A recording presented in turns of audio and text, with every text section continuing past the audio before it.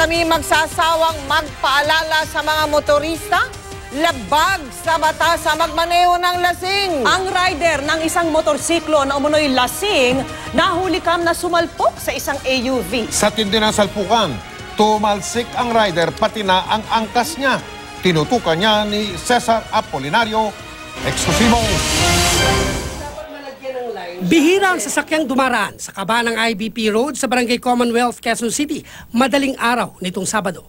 Kaya tila di na malaya ng driver ng pakaliwang AUV ang paparating na motor na may angkas pang pasahero. Sa bilis ng takbo ng motor, sumalpok ito sa palikong AUV. Tumila po ng angkas ng motor.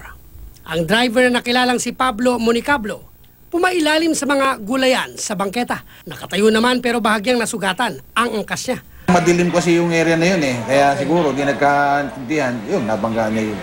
Dapat kasi pag ganong liliko, ang binibigyan mo ng daan doon, yung una muna yung padiretso kasi ikaw ang paliko.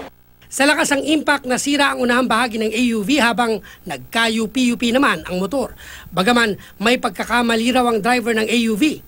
Pwede rin niyang kasuhan ang driver ng motor dahil napag-alaman umanong lasing ito noong nagmaneho. Yung pananagutan niya bilang lasing, ibang usapin yun. Meron naman tayong batas na hindi tayo pwedeng magmaneho ng lasing.